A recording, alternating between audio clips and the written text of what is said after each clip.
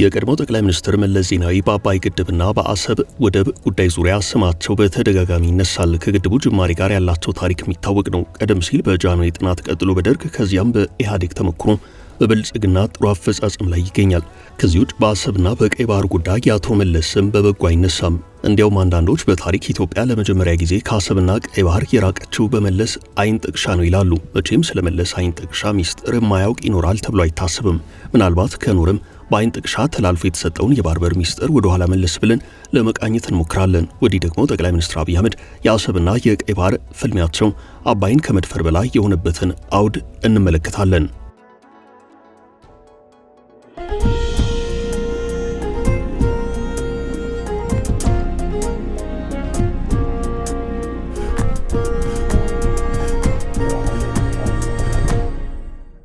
ታሪክ ስለ አሰብና ቀይ ባህር እንዲህ ይላል። ፖል ሄንዝ የተባለ የሲአይኤ የመረጃ ሰው ነበርም። ይህ ሰው ስለ ባህር በር አስፈላጊነት በጥልቀት ተንትነው ከጻፉት መካከል አንደኛው ነው። ኢትዮጵያን በተመለከተም የጻፈው አለ። ተንታኞች ብዙ ጊዜ ዋቢ ያደርጉታል። ስለ ባህር በር ሚስጥር በተገቢው ቋንቋ የጻፈ ነው። ባህር በር የንግስና መሰረት መሆኑን ያትታል። በዓለም 4 ንግስናዎች አሉ። እነርሱም የንግስናቸው መሰረት ባህር በር ነው ይላል። የሚገርመው ነገር ከአራቱ የንግስና ደረጃዎች ውስጥ ኢትዮጵያ አንዷ ሆና መገኘቷ ነው። ኢትዮጵያ ከአራቱ ባህር ነጋሾች አንዷ የሆነችበት ዘመን የአክሱማውያን ንግስና በመባል ይታወቃል። ያ ዘመን ወርቃማ እየተባለ በታሪክ ይወሳል። አሰብ፣ አዶሊስ፣ ቀይ ባህርን መሰረት አድርጎ አብበውም ያፈራው የአክሱም ስልጣኔ በእርግጥም ከዚያ በኋላ በኢትዮጵያ ሰማይ ስር ያልተደገመ የስልጣኔ ጥግ ነው።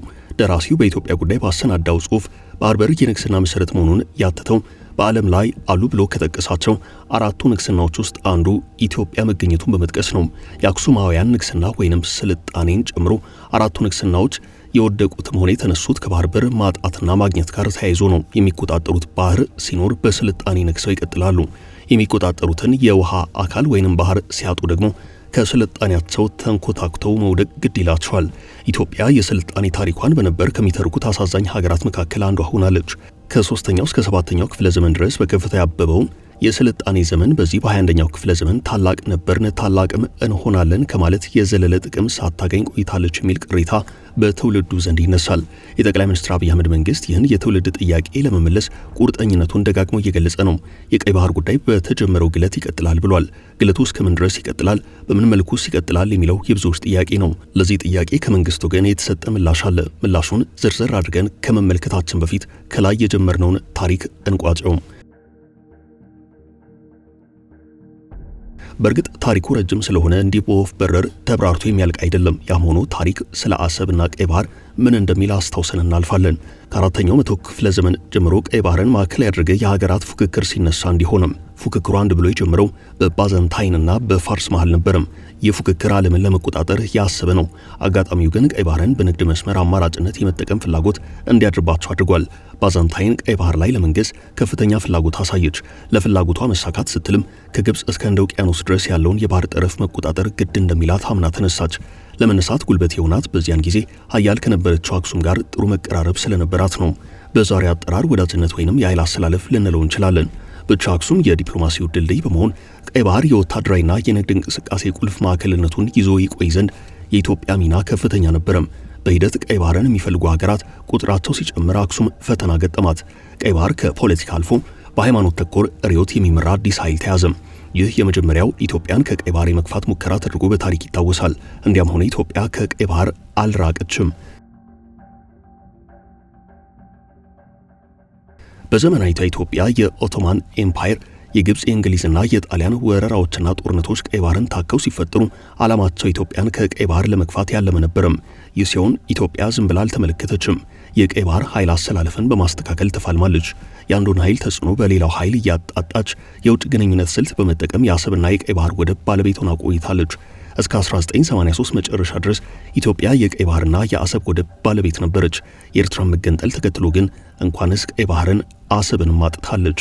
ኢትዮጵያ ለምን የባህር በር አጣች?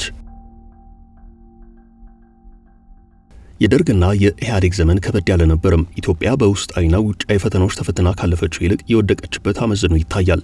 የሁለቱ መንግስታት ድክመት መጨረሻ ላይ ኢትዮጵያን ወደብ አልባ አድርጓታል። በተለይም ኢህአዴግ በዘመኑ 2 ታሪኮች የተመዘገቡበት ሆኗል። አንደኛው የኤርትራ መገንጠል፣ ሁለተኛ ኢትዮጵያ ለመጀመሪያ ጊዜ ወደብ አልባ የሆነችበት ነው። አቶ መለስ በጉዳዩ ዙሪያ ሲጠየቁ ወደብ ያን ያህል አስፈላጊ ያልሆነ ነገር እንደሆነ አድርገው ነበር ሲናገሩ የተደመጡት። ይህም ቁጣ ቀስቅሶ ነበር። የሆነ ሆኖ ኢትዮጵያ ከ1983 መጨረሻ ጀምሮ በቀይ ባህር ጂኦፖለቲካ የነበራት ከፍተኛ ተጽዕኖ ቀንሶ የባህር በር አጥታለች።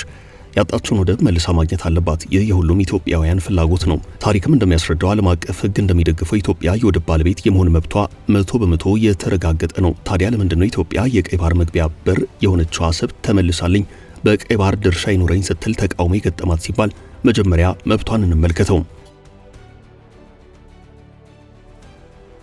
ኢትዮጵያ የአሰብ ወደብን የመጠቀም መብቷ በሁለት የመብት አቅጣጫ ሊታይ የሚችል ነው። አንደኛው አሰብን ወደ ግዛቷ ማካለል ወይንም መመለስ የሚል ነው። ሁለተኛው የመብት አማራጭ አሰብን ከኤርትራ ጋር በጋራ መጠቀም ነው። ይህን ማንም አይከለክላትም።